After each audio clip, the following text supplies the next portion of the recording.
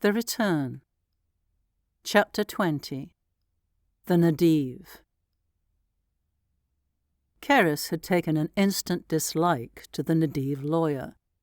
He let her talk and maintained his froideur only by promising himself that, once this was done, he would make Saam whisper his name again, through clenched teeth. Johnson he remembered, and the little Japanese man, who seemed frankly terrified of him. But he stood his ground. That impressed him. They waited for Tor to return. The Nadiv doctor was with him now, he said, and Saam had been given a relaxant as requested. Keris's look silently questioned him. He was concerned the examination might be uncomfortable. They nodded at each other. The woman spoke yet again, and Tor answered her questions charmingly and openly. At least he made it seem so. It was perhaps only half an hour, but it seemed a very long time to Keris, who thought he might doze off. At least Johnson and the boy were quiet. If only the woman would be quiet too. Then Talon, the Kerep who took care of the elder consul, was in the room, anxiously trying to attract Tor's attention. He overlooked her poor behaviour graciously, but she was not easily deterred. When he resisted a tug at his clothes by easing his jacket away, she nipped him. Quite deliberately gave him a ferocious nip. He yelped and looked at her in astonishment. Was she insane? Tor pushed her towards the door and tried to eject her, but she resisted, and she was not as small as she once was. She blocked the open doorway and would not move. "It's not right. I was there every time. I put my hands over my eyes when they worked on his face, cut it open to fix him. I was there. I don't see why they have to throw me out now. That Nadiv doctor, he told me to leave. I said no, but he threw me out. It's not right. He's alone with him. Do you understand what I'm saying? It's not right." Tor was excruciatingly embarrassed. What did it say about him that this woman wouldn't even obey his direct command? "Tell Nazaar." Then the Kerep said quite clearly, "Fuck Nazaar. I told her, and she told me to mind my own business. She's there now, standing outside, listening." Tor was finally beginning to realize that something was seriously amiss, when there was a roar, something between a scream and a bellow, from Saam, and an answering cry of shock and pain that must have come from the doctor. Tor was putting butterfly bandages on the doctor's face, where Saam had given him a serious knife cut, slashing upwards, barely missing the eye. "He attacked me," the Nadiv was saying, "yelled incoherently, then attacked that poor Kerep woman. I did ask that he be sedated. He's clearly become unhinged from the events in Osaka." More than one person in the room wondered what he knew about Osaka, and how. Excuse me," said Otaku, bobbing his head politely, but he was not incoherent. The office door had been open, and Otaku had heard every word that Saruman yelled. "What are you?" The Nadiv gave him a look as though he had just trodden on a dead mouse. "I am Tanaka. I am Japanese. Like the men from Osaka." Let them make of that what they would. When they gave him their attention, he said, "I am surprised you did not understand ship-speak, Doctor, since I see that you wear some of the marks of the vengeance yourself." He looked pointedly at a small tattoo at the base of the doctor's thumb, then carried on, "Saruman said, 'Get out of my head,' then, 'Get out of my fucking head.'" He paused. "Then he threatened to kill you, and only then he was incoherent." Saam had been screaming in humiliation and pain. Otaku tried not to recall the sound. The Nadiv doctor sat for a moment as they digested that. They knew now. There was not much point lying about it any more. He sighed and scratched his stomach. Of course, what you really want to know is, did I fuck him? He laughed. Knowing the condition he is in, knowing it just might kill him, did I fuck him? Another ugly laugh. Clapped his hands and rubbed them together. Well, I was sorely tempted. When I touched him. Oh, I wanted to, I assure you. I thought I would. I planned to. I was going to listen to him until the Kerrip woman made so much fuss about it. I knew I didn't have long, so I just listened. He moved his hands as though forming the bond. To Tor, he said, "He's hiding a lot of the pain he's in, but he's improving. I can see you're taking good care of him. And he's rather fond of you. That's nice, isn't it?" He smiled to himself. There is so much in there, so many new experiences. All those rapes while he was a prisoner. Not every day. Some days. The waiting was worse, the anticipation. The pain of the beatings. The despair when he thought he would die there. His team, his trusted friends, had failed him. Looked for him, he was sure, but failed to find him. The acceptance, the forgiveness, the sad letting go. Oh, that was exquisite. Tamar was in shock. He was insane. Insane, and she had never realized. He laughed, enjoying playing the raconteur. Then he swayed a little, smiled, explaining, "The bond takes a lot out of you." "Watching his owner die, that's my favourite." He looked up at Keris. "Your sister, I believe." Keris's face was cold. "She was killed in the raid that lifted him. It was brutal, really ugly, and he saw it happen. He completely lost his mind in grief, attacked an armed raider and had to be beaten off. Can you imagine that? A soft-handed boy who knows wines and Havarian and how to suck cock, and had probably never struck a blow in his life." He sighed. "Simply exquisite. But there are memories in there now that I couldn't reach. That's why he woke. He was fighting me, trying to protect himself. Adorable. And then he was on his feet, cutting my face with a kitchen knife. That fat little Kerrip got in the way to stop him killing me. He hit her without meaning to, and then it was all tears and apologies for her, while I stood there bleeding. After everything I've done for him." A pause. "All these trained slaves really want is an owner, you know. Someone to protect them, take control of their lives for them, look after them. They need a father figure. I always thought—" He made a dismissive noise. The ingratitude was disappointing. I had no idea how much he hated me. Genuinely surprised. Then to Keris, "You do look like her, you know. It's the eyes. He lusts after you. He positively longs for you. But he loved her. And of course you'll never be able to fuck him." Keris realized two things then. That Saam had been fighting to protect the memories of their brief romance, and that this man needed to be gone before he killed him with his bare hands. Tor spoke softly to Keris, reassuring him that Saam was unhurt. They both looked at the Nadiv doctor with composure and a shade of murderous hostility.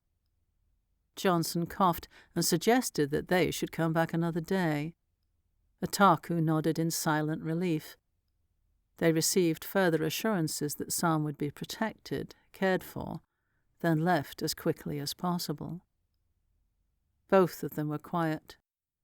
Ataku had learned nothing about his hero that made him admire him any less.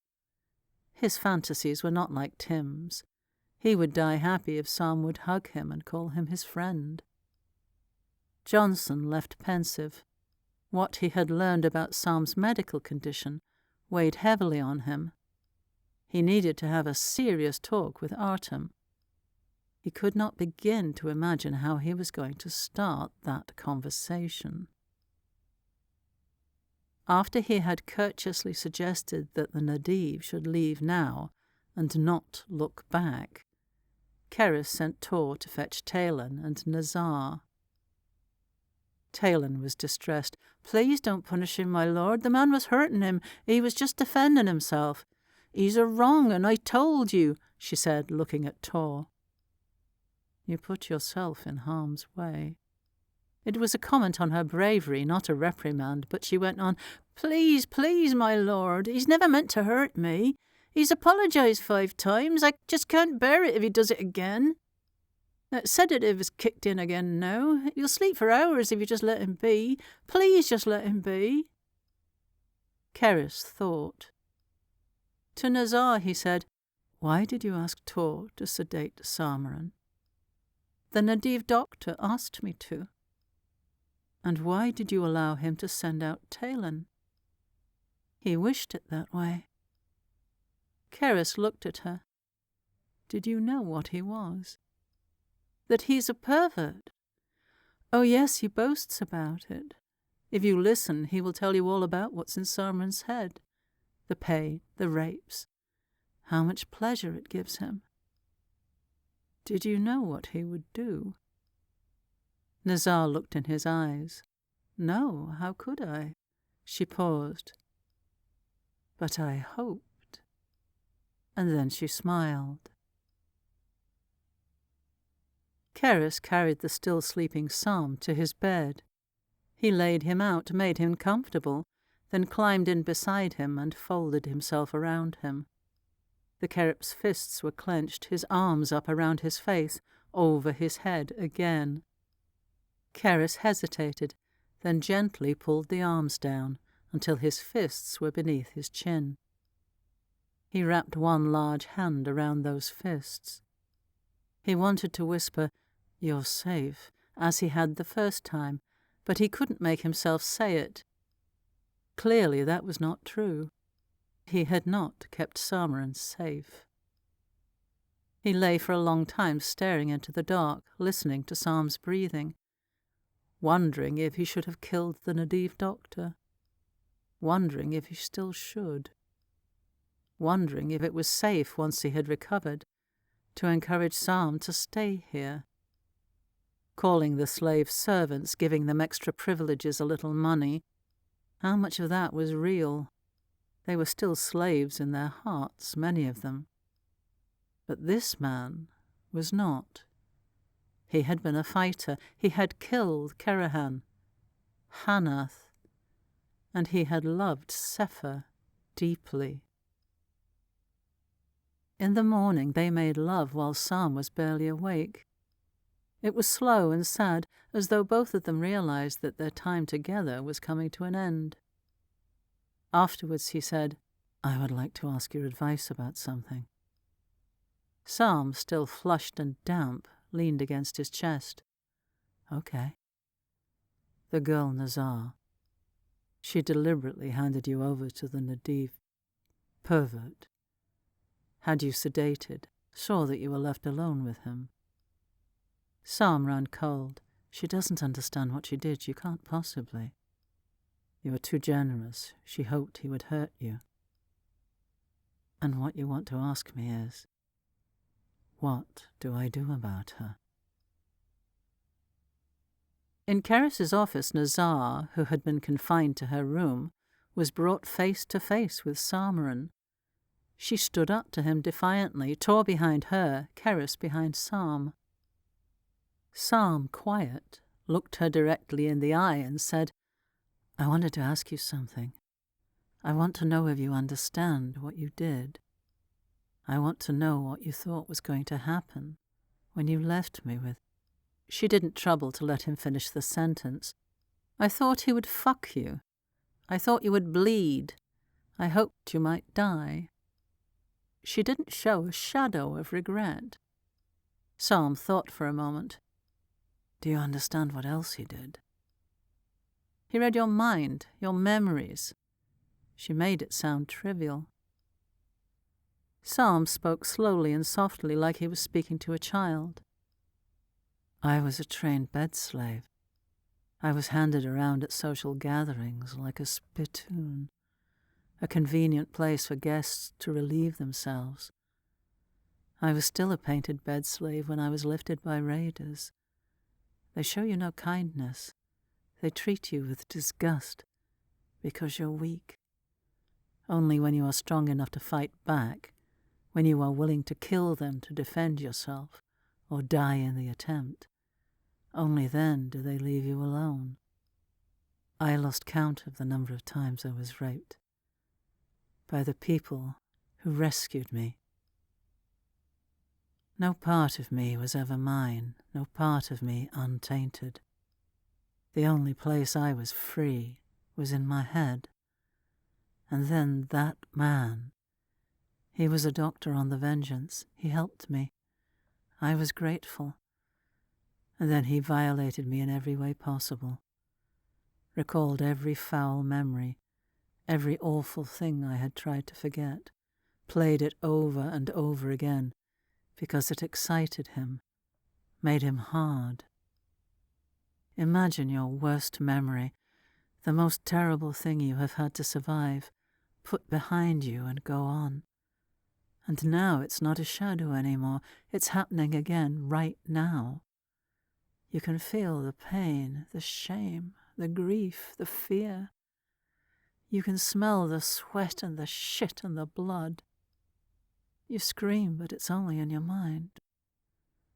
And then he gets bored and moves on, finds another memory, and it starts again. He moved around in my mind, leaving filth behind. Made me feel soiled and worthless. Better dead. Nothing about me was clean. No part of me was mine.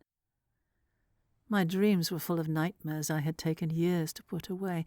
I could feel him in my mind when I tried to sleep. His foul excitement. Nothing that happened in Osaka was as bad as having him in my head again. His voice was trembling now. More than anything, he wanted her to know what she had done.